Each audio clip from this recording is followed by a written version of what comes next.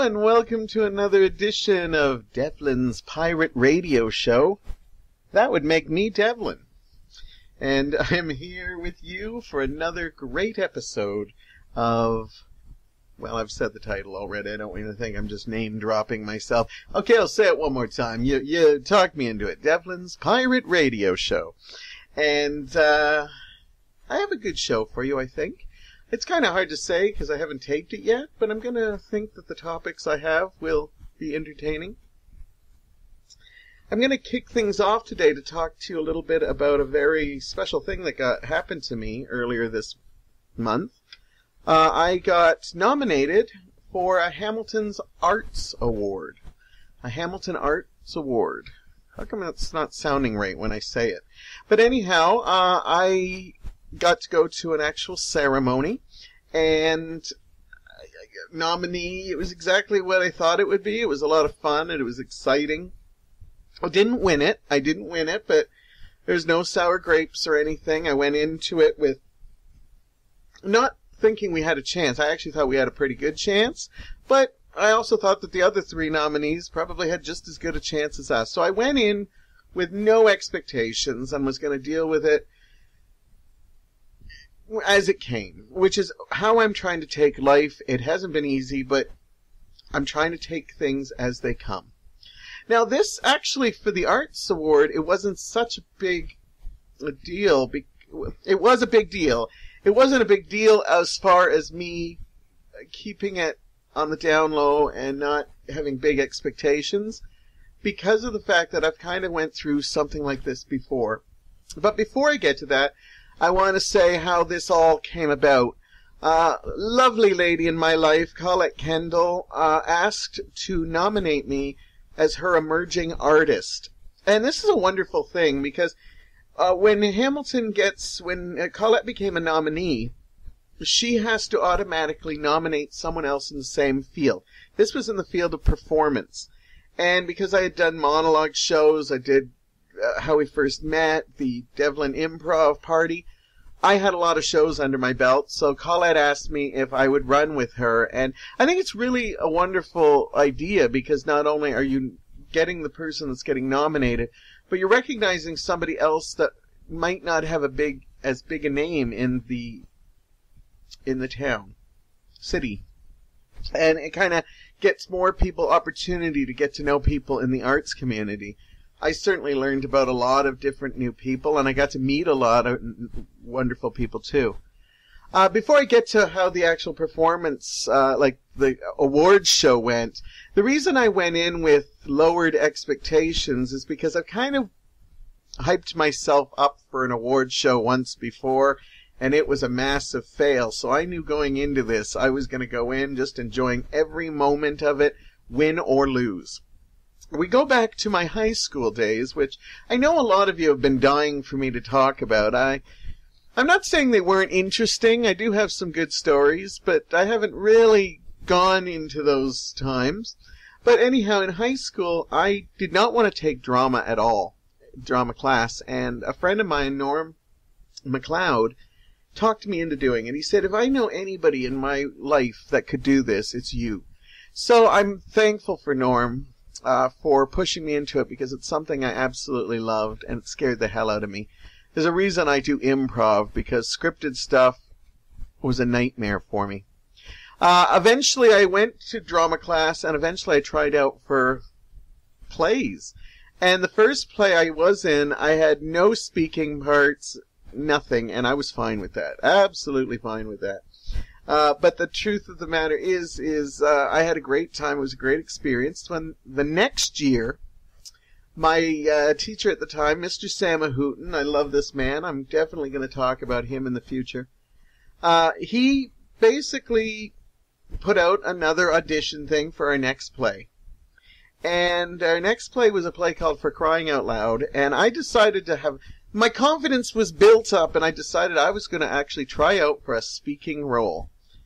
And I picked one of the smallest parts I could, but I thought it was kind of meaty, too. So I wasn't totally wussing out. I thought it was a really strong, small role. When the audition sheet came up and he announced who was who, he had me as the second lead. Now, in this play, the second lead pretty much almost has as much dialogue as the lead did. And I think I was hyperventilating when I saw this. Now, I calmed down a little bit because when I remember reading the script, I remembered that the second lead was just a voice over a microphone. It's actually a little red light, and I play the conscience of the lead person, so I'm not even seen. So I said, I guess I could read into a microphone, and hey, it would be handy because I didn't have to memorize my lines. Anyhow, when he talked to me, he said that actually he was going to do something. Now, my teacher, Mr. Samahoot, and I won't go into too much because I do want to just do his own segment one day, but he always liked to do different things. He always worked against the grain, and I love that about him. And he told me that, no, I want you on stage. You're actually going to be there. I'm going to put you in a velvet smoking jacket. I'm going to put you in a beret. You're going to be on stage at all times. And the reason I want you to be the second lead is because the lead who was chosen was a good friend of mine, Richard Costanzo. And we were really close at the time, and he knew how close we were. And he felt that the conscience and the lead should have this incredible relationship. And Mr. Samahoot told us point blank, you two work well together. You are a strong relationship. You can see the love you have for each other coming through, and I think that's going to play well. Anyhow, the play did really well. I did really well, and I remember we performed it at the Sears Festival. Now, for those of you who don't know what the Sears Festival is, it's a competition for Ontario high schools. And we got really good reviews for this, and Samahoot wasn't used to getting good reviews for it. But there was a buzz about this play, and even though some people thought it was a little quirky, it got some good reviews. So at the end, you'd perform all these, and then they would give awards out. Well, I thought nothing of it. Richard always would get awards, and he was deserving of them. And a couple of other people always used to get, kinds of awards too, but I never thought anything of it. And about an hour or so before the award show, people were coming up to me and saying, you were amazing in that play. You should get an award. And so many people said it, it got to my head. And I really was believing, sitting in that audience, that I was going to be walking up there to get an award. And, my friend Richard, I was happy to see he got an award, and another girl, Anna DeLuca, won for a supporting role. And I did not win, and I tried to hide it, but I was pretty devastated. And it's my own fault because I went in with so much expectations. People had built me up to believe that it was going to happen. I got great reviews in the adjudication that we had before the awards, and I was a little ego monster thinking, why wasn't it me? And that's why when I got awarded for this, I said I'm not going to do the same thing. I didn't really announce it, but in my opinion, one of the reasons I didn't announce it to people was because it's Colette's award. I am going along for the journey, and I felt it was Colette's right to advertise it. And as soon as she advertised it, I started it. I told a couple people, and that's about it.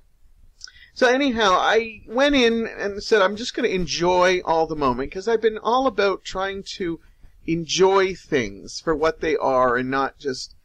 Because sometimes we don't. We just go in and we're having a great time. We think we're taking it all in, but then when we look back, we realize, geez, I wish I took time to enjoy the moment.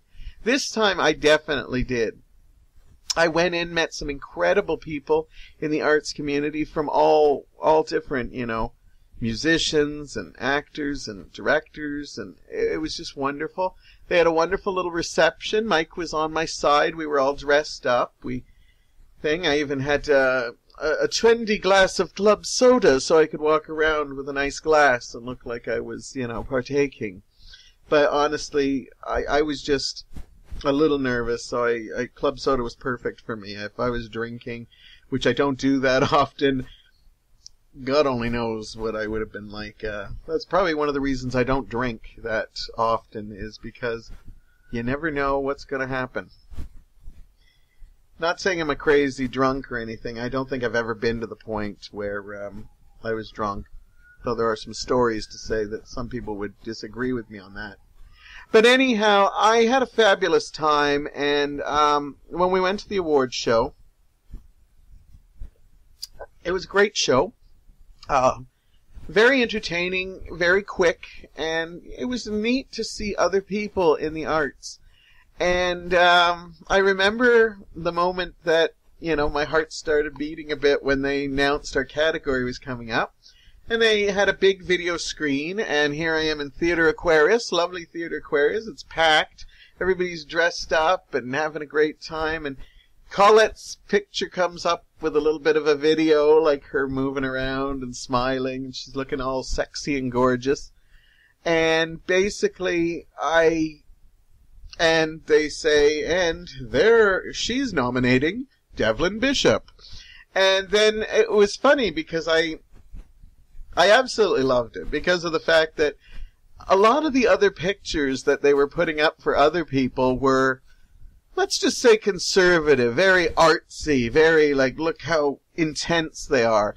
And then when they showed mine, they showed 3 pictures of my shows.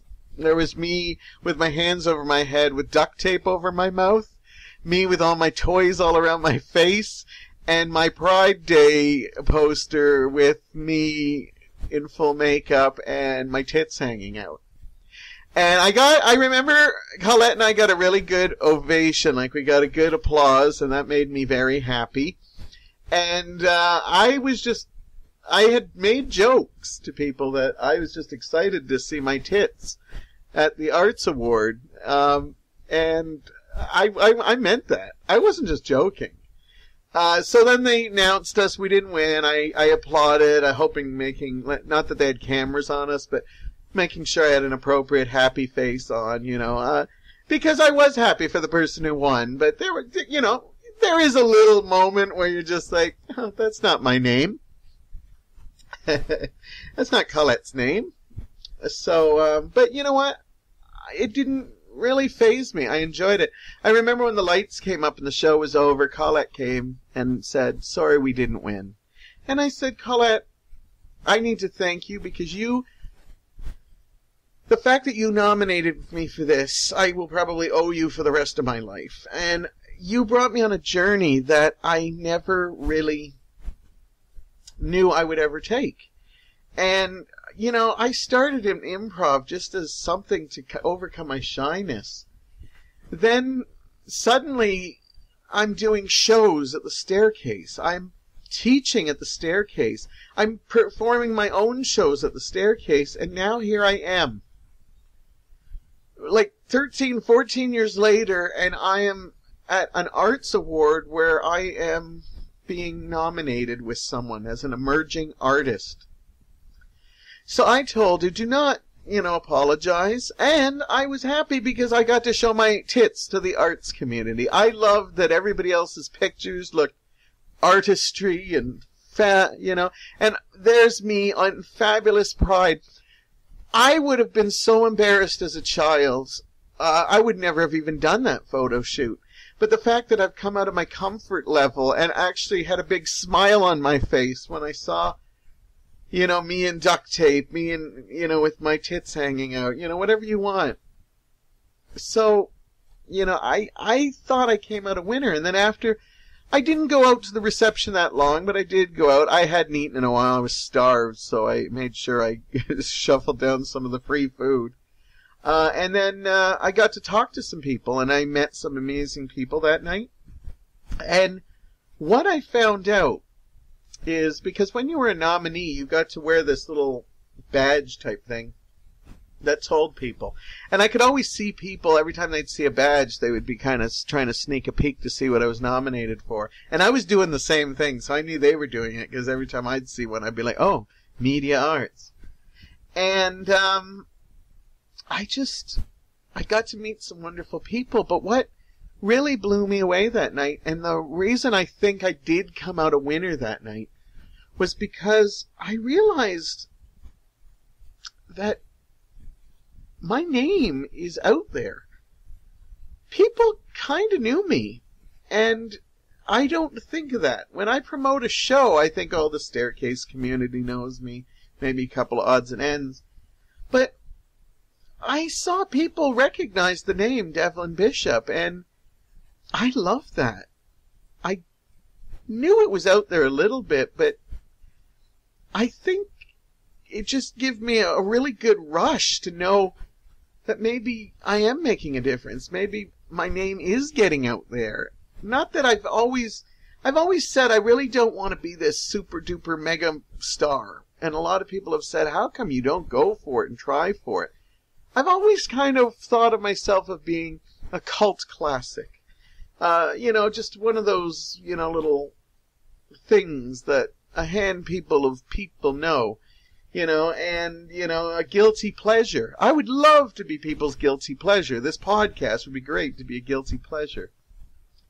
But you know what? It was amazing to see that I think my name's out there in the community, and I love that. It just opened my eyes, and it also opened my eyes to the potential that I can still go further with this. I can still meet more people, and maybe one day I'll get an opportunity to promote an emerging artist myself. I'd like to think I've done it by, inviting some of them into my shows. Because they're talented, I want to work with them. When I invite them for co-hosts, I don't always try to bring people that are in the media. I've had a couple people that aren't in the forefront, but I just think they're cool people. I like hanging out with them. But they're people I'd like to get more exposure. So if I can introduce them to my audience of 17 or whatever I'm up to right now, I'm good with that. And so I may not have walked away with a trophy or money, but I came away with a lot from the Hamilton Arts Award, and I owe Colette a lot of gratitude for it. And thank you to all the people that were sending me wonderful notes or came to me up at the award show and rooted for me and everything, because that meant so much to me. And when you can walk away where you didn't win the big prize, but in the realm of things, I think I walked away with the more important prize, I think that's a good thing. Anyhow, we're going to take a short break, and then I'm going to talk about some summer movie quickie reviews. I've seen a whole bunch of them, and I'm going to try to knock them off in a segment, and not try to inspire you to go, but maybe if you needed that extra push on some movies or some that you might want to stay away, I've got them all condensed in the next segment. So we're off to the movies next. Hello, we're back, and we're here with the next segment on my show. And I am going to do some summer movie review quickies. I'm going to try to get 8 quick reviews in a small little segment here. Now, I love reviewing movies. I always try to find a good way to do it, but it never comes up. Now, with this podcasting, I thought it was a good way to do it. The only thing is I don't want to take full 20-minute segments on movies unless I think they're particularly good. And most of the time, I usually want to talk about classic films and stuff on those things. So I'm still working it out. I'm trying to think if I should do like maybe quickie reviews, but I post them separately, and then just post them as they go. Somebody's even approached me. A friend of mine thought you should maybe do a podcast review show, and he'd love to help out, and I've thought about that too. So I'm processing it all, trying to figure it all out. There's just so many review shows out there, and I just don't know if I want to be caught up in all that. Not saying there's anything wrong with that. But some people do ask me my opinions on movies. Some people don't give a shit, and I think that's honestly the way you should be. I think movie reviews should be looked in a way of, okay, so what does that person think? But I always believe that you should actually just go to the movie and see it yourself. I think too many people rely too heavily on reviews, because I have seen reviews that have been ultimately bad from a lot of people. Then I went to go see it and thought, I'm glad I didn't miss that. Also, in reverse, I have seen a lot of movies that people praise that I thought were absolute shit. But that is just me. And movie reviewing is opinions, so I'm going to give my opinions right now. I'm going to rate them on a 1 to 10 scale, and basically this is just going to cover the movies I've seen in the last 2 months. Since I did the summer movie preview, I thought I'd do the first half of the summer and the second half of the summer. I didn't know if I'd be able to get out to that many films, but I managed to see 8, so I'm excited about that. Now, I am a fan of movies, and because of that, I like to think I'm not a harsh reviewer. If I really hated a movie, you will know it, but most of the time, I can find good stuff in everything. It takes some really bad movies for me to really hate them. Remember, I love actually cult B movies, so that should tell you something right there. So anyhow, don't be expecting you're going to see a lot in the lower half of the 1 to 10. So 10, of course, being highest, and I do give out 10s. I do give out 10s if I feel a movie deserves it. Anyhow, let's go. These are some of the movies of the summer. Some of these are still playing in theaters. Some might have left, but that means they'll be on Netflix soon, available on Blu-ray, DVD. And again, if you like my opinion and you rush out and buy it or check it out because of me, thank you. If you just want to laugh at me and say he liked that shit, that's fun too. So please let me know, and let me know your thoughts on what you thought of these movies. We kicked off the summer with the Avengers Age of Ultron, the second in the Avengers series and probably like number 11, 12 of the Marvel Universe. I really enjoyed it. I thought it was an excellent film. I thought they took the action to new levels from the first Avengers, and I also felt that they did well with the subplots. Now, I'll be honest with you, even though I loved the opening sequence, I actually felt we were just seeing a retread of the old Avengers until about halfway through. I will not give too many spoilers, and I'll try to warn you, but there is a point where they get to a farmhouse, and that's all I'll say.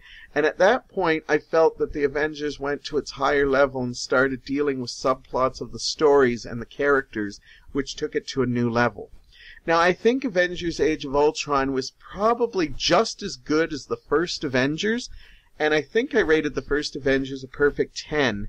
But I'm going to give this one a 9.5 because I'm going to give Avengers the first one because at the time we didn't know if Joss Whedon could take all these characters that were from other movies and put them together, and then he showed they could kick ass. And we knew he could do it this time. So I'm going to give it a 9.5 because of the fact that we knew Josh could do it. He did another amazing job with this. I'm sad to see him leaving the franchise, but I understand. You got to move on. And fresh blood's always a good thing for series sometimes. But I'm going to give it a 9.5 because I felt, the first one we weren't sure. It was a bigger spectacle because of it. But honestly, I think it's pretty close to as great as the first one. If you like the first one, I can't see how you wouldn't like this one. Our next movie is a little drama called The Age of Adeline, starring Blake Lively and Harrison Ford. It's the story of a woman, I think in the 30s, I might be wrong, 20s, 30s, and she gets in a car wreck and hit by lightning where she is not able to age. And it takes place in modern day where she is still the same lovely 28-year-old she is. And I say lovely is because I was absolutely enamored by Blake Lively. I was always a fan. Even when Gossip Girl got bloody awful, I always thought Blake Lively stood high and tall over the material she was given. And this is a great movie. And by no means do I say she is an awesome actress like a Meryl Streep or a Glenn Close or someone like that, but she's lovely to look at, and she's perfectly cast in this role. Harrison Ford also gives a sweet supporting role, and it's a nice movie. I did not expect to like it as much as I did, but it is. It's a science fiction-y kind of romance film, and I'm glad to see that it did actually make some money at the box office because it is a nice surprise. Now, when I say it's science fiction, if you die-hard sci-fi fans, you probably won't like it because this is more on the Notebook kind of way. But I thought it was really well done. It won't win any awards, but just a nice, light movie. I give it a 7 out of 10. Wow, this one was a great one. Ex Machina? Ex Machina? I've heard it pronounced both names. It's a really science fiction-y type movie, and it also has a lot of thriller in it. It's basically about a young man who's recruited to go off to this secluded island where another scientist thinks he has come close to perfecting artificial intelligence, and he wants this young man to see if there's any flaws in the system by communicating with it. And it's played by a beautiful, beautiful woman and in the body, and it is such a mental mind fuck and a thriller, as in it's a nice pot boiler, because it twists and turns so much, and it is just a phenomenal movie. I wish I had the name of some of the cast people in here, but I don't. But if you see Ex Machina, Ex Machina, whatever you want to call it, definitely check it out. I'm giving this a 9 out of 10, but I think this is closer to a 9.5. I might even go 10 if I saw it again, just because it was just a great film. I really think it should be an Oscar nominee consideration. I know it's early in the year, so it probably won't be, but definitely one to check out, and refreshing change from all the big blockbusters that come out this time of year. Up next we have a perfect example of a big summer blockbuster, Mad Max Fury Road. Now, I've always been a fan of the Mad Max series, and what I've always liked is that they always were a little bit different. Mad Max Fury Road is still directed by George Miller, and this time he's got Tom Hardy and Charlize Theron and Nicholas Hoult on board. And this is a great film. Again, I loved it. It's a lot different than, it's probably closer to the Road Warrior, but this is like the Road Warrior times 8, 9, 10. It's just so crazy. And if you think that George Miller is in his 70s, and I think somebody told me that the cinematographer in this is up there too, in the 70s, 80s. When you see this movie, this is not filled with CGI. This is more of the old style, out there doing it with a little bit of CGI to help things out here and there. But to see it and know it was directed by two seniors, it is just phenomenal, because this movie is bug nuts. The action is just pow, pow, pow, and it's extreme. It's always there. They do slow down a bit to tell a story, and it never slows down totally, because the story is quite interesting. I wish personally the story was a little more. I know some people are rating this as 10, one of the best movies of all time. I'm actually going to drop it down to an 8.5, 10, because I actually didn't like the story. I think it could have been more developed, and I think the characters could have been a little bit more. Tom Hardy is really good, replacing Mel Gibson, and Charlize Theron is absolutely kick-ass in this movie, and I can understand why she's getting a fan following. I just wanted to see a little bit more in the storytelling, but overall, an awesome movie. And for you shallow people like me, Nicholas Hoult is still pretty cute, shaved bald, and in white paint. I had to say it. I had to get it out there. Up next is Pitch Perfect 2. I came late to the game for Pitch Perfect.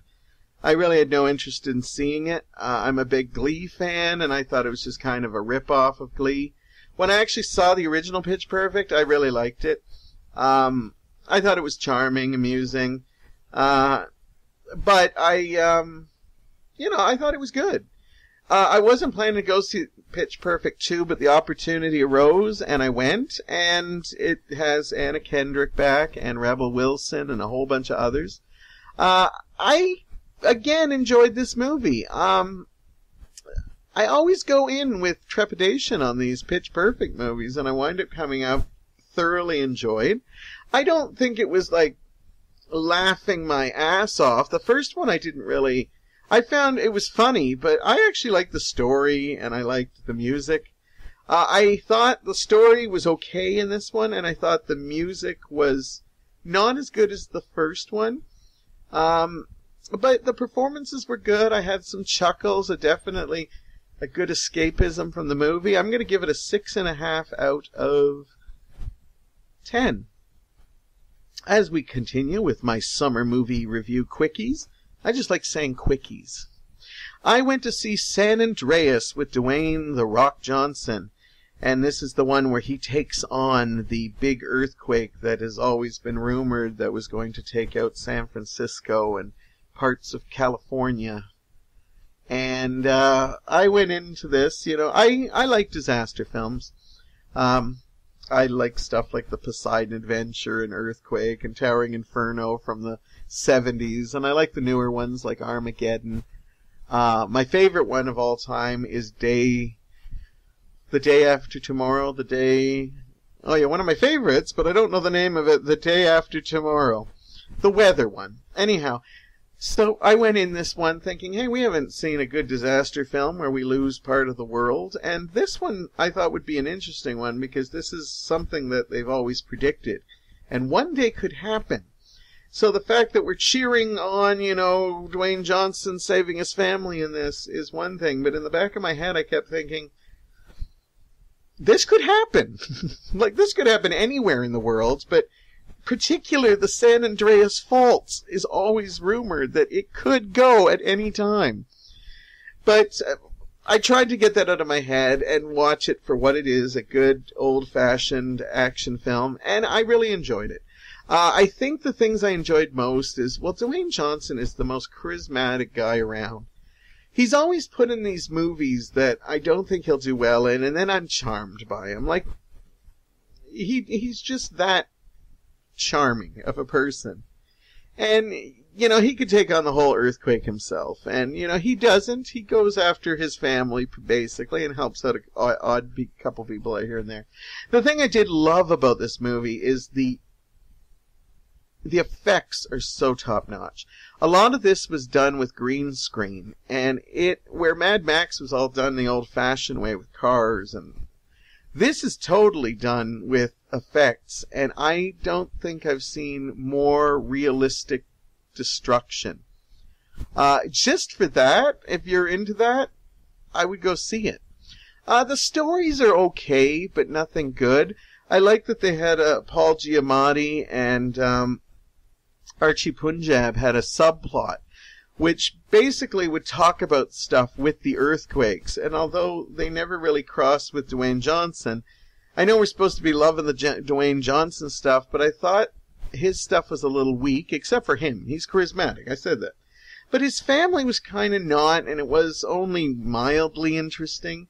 But when I got to the Paul Giamatti stuff, I found it was good it was in there because it added a little bit of information.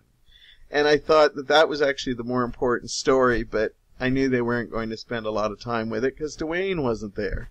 Anyhow, San Andreas was a good popcorn film. It's about halfway. I give it a 5.5. Now, 5 is about, on the borderline. Yeah, it's good, but it could go either way depending on what. I gave it that extra half just for the effects, and I thought, for a popcorn entertainment movie, it's there. But we'll all feel guilty if it really happens, and God hope it never does. My next movie I'm going to look at is Spy with Melissa McCarthy, Jason Statham, Jude Law, and Rose Byrne. This is directed by the guy who did Bridesmaids and The Heat. He's definitely worked with Melissa several times, and he seems to bring the best out of her. When I went to see Spy, I just looked for a movie that would distract me for a bit. I needed to get out of the house, and Spy seemed like a perfect movie. What surprised me most about Spy is I went in going to expect a spoof of spy movies, but it isn't. Spy is a spy movie. It's a spy movie with comedy, but it plays the actual spy part of it very real. And I think Melissa McCarthy is just wonderful. Just as I was going on away about Dwayne "The Rock" Johnson, Melissa is just wonderful to see. And she's so good in this. And to see her have to it's basically about a woman who is more like she helps the spies out, but she has to go in the field now. And working opposite Jason Statham is brilliant, because Jason usually plays, I love Jason Statham, but he plays pretty much the same gruff guy in every one. He plays an absolutely crazy lunatic spy that constantly is reprimanding Melissa McCarthy for not doing the right thing, even though he's the one screwing it up. It's wonderful to see him in a comedic role. He holds himself very well. But again, this is a spy movie, and I hope this movie does well over the summer because of the fact that it's not only extremely funny, but the action sequences are awesome. There's like ass kicking, there's some like really moments that'll make you cringe, because they actually took the effort to make this just a spy film as well as a comedy film, and I give it a lot of props for that. I'm going to give it an 8 out of 10. My final movie is Jurassic World. Of course, it just opened up with the biggest box office opening weekend of all time. It beat out the Avengers, and nobody saw it coming. Jurassic World, I absolutely loved. I think it was closer to Jurassic Park than any of the other sequels were. Let's be honest. There's enjoyment in 2 and 3, but they're not great films. Jurassic World, for me, does border on greatness. It stars Chris Pratt and Bryce Dallas Howard. And quite frankly, I think it's a perfect sequel, because the thing I hated about the other 2 sequels is they always went to this other island that bred the animals. This one goes back to park number 1, island number 1. And the basis of this movie is somebody said that we live in a world where we have this amusement park with dinosaurs, and kids are still bored looking at their texts and their phones. And this is what the basis of this movie was, why they have to kind of increase it all the time. And it is just a great movie. It's a fun popcorn roller coaster ride like the first one was. I liked all the side stories. I know some people complain that they could have done without some of them. I like that they have 2 kids in peril again, because I think you always need that aspect, because it is kind of, it's scary. There's moments of like tension and stuff, and maybe not for the young kids. You might want to wait a couple of years on that. I liked all the performances in it. It would have been nice to see some of the old favorites back. I know B.D. Wong's back, but it would have been nice if they could have had some shout out mores to other things. But there's some great Easter eggs all the way through it, playing tribute to Jurassic Park, and I look forward to looking for more of those when I go see it a second and a third time, because I will, because I really love this movie. Chris Pratt, what can I say? He is amazing. He is just he's incredible to watch. He has got a charisma about him. He's good looking. I don't know if we can say he can act yet. He has one character down pat, and although this character was different than Star-Lord, he's mesmerizing to watch. Like, I crushed on him pretty bad in this movie, and he looks great in every scene he does, but he's badass. Seeing him with those raptors and he is, but he's also a regular guy. I now actually see him in the Indiana Jones role, where I was like, I don't know, could he do it? I think he definitely could, based on this movie.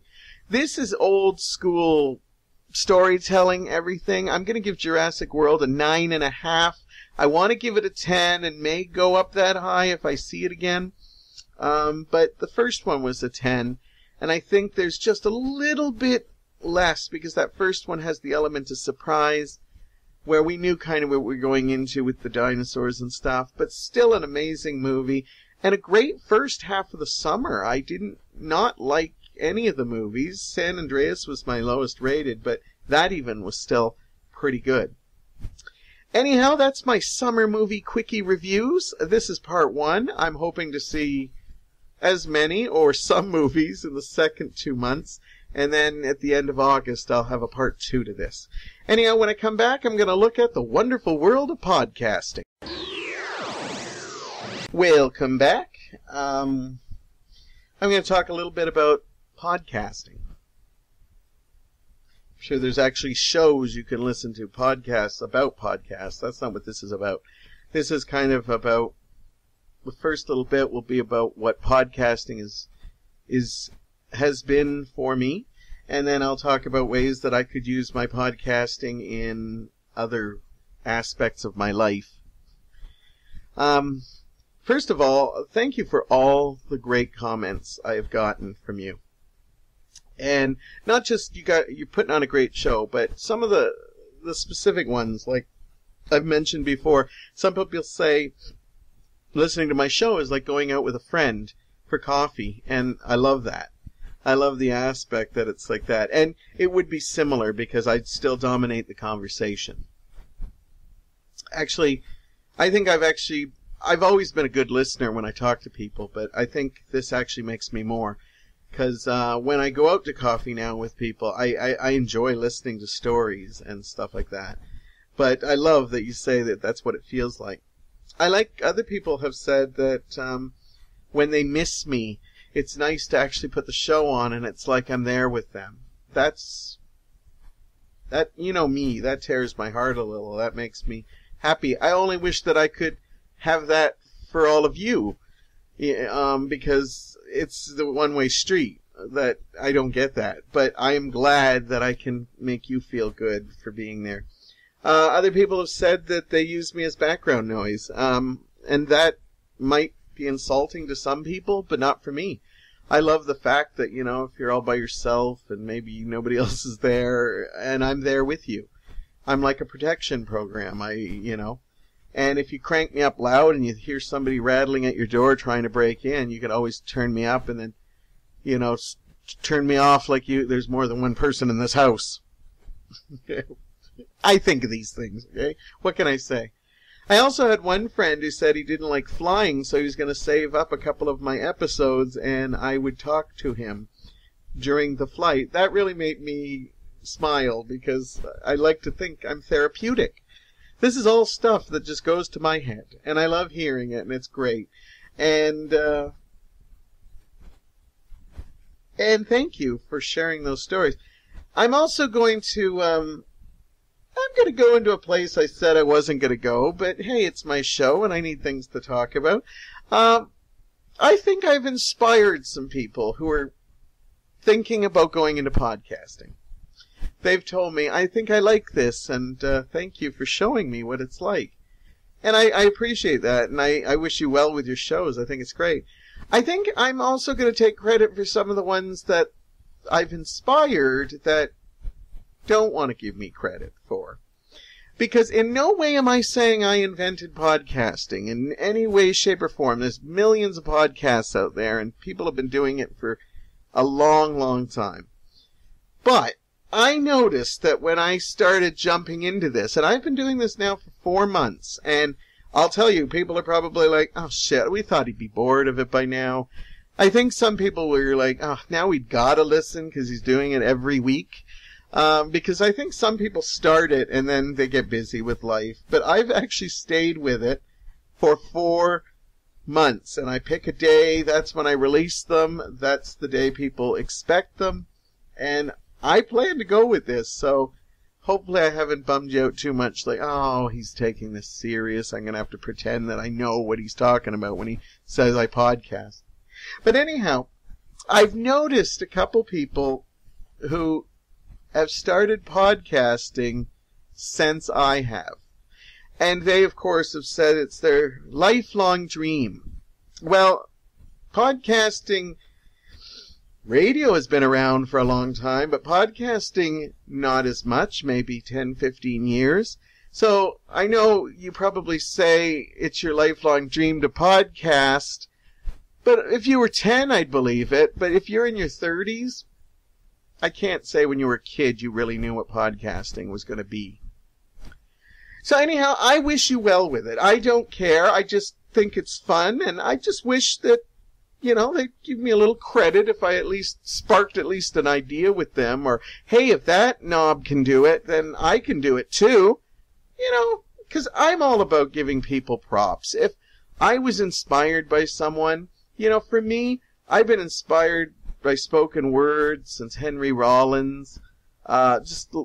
He was a real big mentor for radio, Howard Stern, even going, to Dick Clark and Casey Kasem. But podcasting, AMC Movie Talk I watch, and I really like what they do. As for the personal stuff, I don't listen to a lot of personal podcasts. This just comes from doing my monologue shows and trying to find a wider audience and having a chance to talk about subjects that I might not put into a show. But anyhow, I'm not saying I need accolades galore, but, you might as well say if I inspired you to do it. One friend who is a local celebrity, I'm not going to name names because of the fact that I'm not into that kind of thing. I was friends with him, but honestly, I never was his biggest fan because I actually saw how he treated people he worked with, and I wasn't a fan. But anyhow, he's starting a podcast. I don't know if it's started already or if he's going to. He's already got promoters. He's going to make money off this. And as I said, I wish everybody well with their projects. But what got me on this one was that when somebody asked what his show was going to be about, he said, well, I've had a really hard year, and I need to get an outlet there creatively. I don't know what's going to happen because I could have a nervous breakdown. And for anybody who are regular listeners, that is the first 20 minutes of my podcast. And he basically almost word for word used it. Now, I don't know. It could just be my ego again. But it was just a little too coincidental. I showed it to other people, and I unfriended him immediately. I really, as I said, didn't care about having him as a friend in there anyhow. But I thought it was just a little coincidental, and my friends agreed that his little statement of what his show was about was pretty much my first 20 minutes of radio. So anyhow, sour grapes over, let's move on. So since I have this power with podcasting, I'm going to sound a little super villainy here. I was trying to find other aspects I could use podcasting where I could use my microphone. Because if I figure it out, I could probably make money, and I probably could stay at home and never leave the house again. I don't know if I want that, but let's think about the fact that I do. Here's some other things I can do. I could make conversational tapes. Instead of going out with people, I could just send them an MP3. They can go to a coffee shop and sit with me in there. Now, I would add specialty things, like if I knew who was getting this MP3, I could mention you by name, and then I'd be like, hey, how's it going? And I'd leave appropriate space so you could answer. And maybe I'd throw in something like, because obviously if you asked me a question, I couldn't do it, but I'd say something aloof or give you some general, well, you know what they say, it's all a part of life and we just deal with it. Or I could just, say, oh, I'm sorry, I missed the last thing you said. A good-looking guy was walking by. So I could make conversational tapes and, sell them online. And then I could go out with all of you guys. And, and if you wanted to talk about something special, you could tell me in advance. And then, oh, I'm sorry, you have to go for surgery? I'm sorry to hear that. Well, I'm going to send all my positive energy and prayers to you. Just some ideas. I'm not saying these are all brilliant, but I could also do motivational speeches. I could just say either big, long, you can do this, you can make it. Recently, Shia LaBeouf just did some really crazy stuff, and he had one segment that was a motivational thing, where he was just like, do it! What are you waiting for? I could totally do that. I could be very soft and reassuring, like, come on, you got this. You've done this before. And even if it is something new, you can do this. Or I can be just as badass, like, get off your ass and make this happen. So, motivational tapes. I could write my own eulogy and record it and know that I will have something proper said. I wrote both my parents' eulogies, so I've had some expertise, but I know some people probably think this is egotistical, and it is. It really is. But when I die, I want to make sure that, people say the right things about me. And so I could do my own eulogy, and you could just press start. And, not that I don't trust you guys for coming up with some beautiful things, but this way I'd know exactly what was said about me, and I could rest in eternal peace knowing that I had the eulogy of my dreams. Okay, it's morbid, but it's not something that's not far-fetched for me to do. I could charge for voicemail or answering machines. We still use one. I don't know if anybody else does, but, I could sell my voice, some friendly ones like, sorry, Josh Obermeyer isn't here right now, but if you leave your name and message, he'll get back to you. Or, and I just use Josh as, people that listen to the store, or, I could play it up a bit, I could just be like, sorry, he can't come to the phone right now because we're having sexual intercourse. But we will get back to you once we're done. Just something playful like that. I always like using the sexual intercourse. I think it's better than, sorry, we're not fucking. I always like the sexual intercourse because it's more personal in my own ways. I could do wake-up alarms for your MP3, I could wake you up soothing like, hey, baby, it's time to get up and tackle the world. Or if you're one of those hard sleepers, get up! Or something. I apologize if that hurt your ears right now, but I could do that. I can't really pour water on your head or, shove you or any of the other things that I do to wake people up. We'll leave it at that. I could make bumpers for your MP3 player. I have helped you come up with songs for your playlist and stuff, so now I could make little things that would come in your shuffle that would be like me being a DJ. But since I didn't know what songs were playing and it was going to be in a shuffle, I'd have to be really generic, like, hey, that was a great song. And stay tuned, because we have another great song, and we're going to follow that with an even better song than that. It would be kind of generic, but, it might work. And, it takes you back to the days of radio. I could even put on one of those 1950s DJs. Here's another platter we're going to play and spin. But, yeah, that would cost extra because that kind of hurts my voice when I get into that, hello and welcome to the Hot Wax Weekend. And we got a lot of great music for you. So, yeah, that hurts my voice. I'm going to take a little drink on that one. Now, I know what you're thinking. Is he really going to, give up his life? Well, no, I'm just thinking this could be a way I could do things. I'm currently unemployed, so I could always send an MP3 for my job interviews. Because, they shouldn't be weighed down by my looks. But, I could just give my name, basically read my resume, and maybe tell a couple of charming stories in there about last places I worked and stuff. I don't think they would be appreciative of it, but I think it works better than a resume. Then you at least hear this voice and think, can I stand working with that voice for so long? Teaching improv. This one's a little harder. I could teach, course things, that's what we call pimping, boys and girls.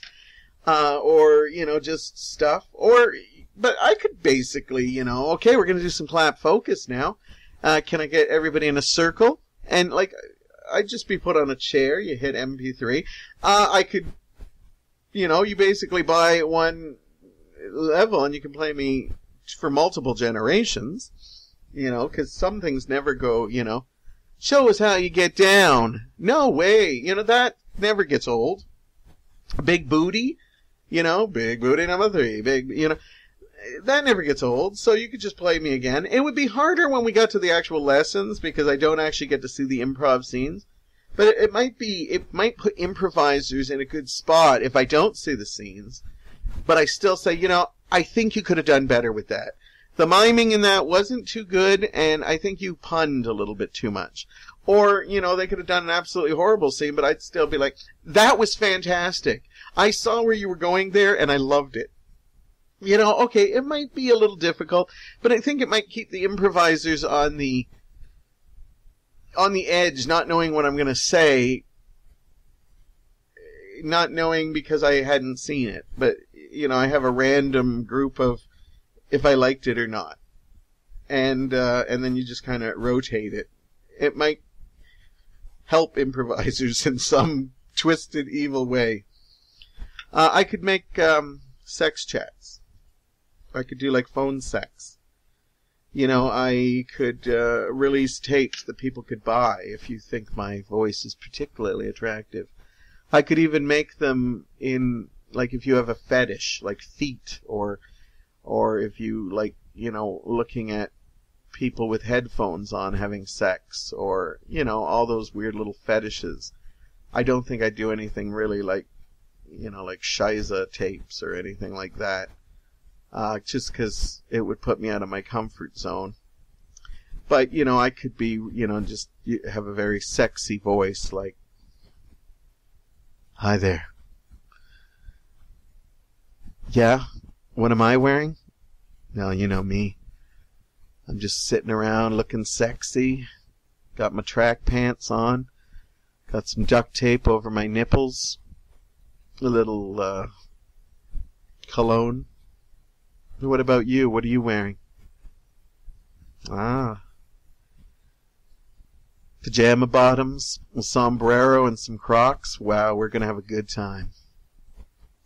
And, they pay by the minute, and as long as the thing goes... Okay, these ideas aren't the best. They're mostly for comic value, and I don't even know if they were that comic value, but it's nice to think of a world where I don't have to interact with people, but most of you who know me know that would not last. I would go absolutely crazy. I think Mike would be pushing me out the door if I was in the home all the time. He knows sometimes when I'm inside too long. I think you need to go out and mingle and stuff, and I love that Mike knows that about me. I'm all about the interaction. And as much as I'd like to be able to think I could just do all that stuff, I know I couldn't. I love the interaction. As much as I love all the nice things you said about me, I want to have coffee with you. I wish I was sitting by you in that plane talking to you. I'm glad I can do it through podcasting, but I think I'm going to leave podcasting to my weekly show, maybe try some experimental stuff with it eventually. But as far as trying to get podcasting to replace my life, I don't think I'm going to do that. So, hopefully you can sleep soundly knowing I'm not going to disappear from the world anytime soon. Well, that's up to God. But I have no plans to leave anytime soon. And I'm going to leave podcasting to Thursdays, and that's it. Anyhow, I had a lot of fun talking with you today. Many, many more shows to come. As I said, I've fallen in love with this creative process after 4 months. It has not gotten boring. In fact, I'm even more excited at some of the stuff I'm going to be doing in the future. So thank you for joining me on this journey. And let's keep doing this. Let's keep meeting this secret rendezvous we have together. Just you and me. And I'll talk to you very soon.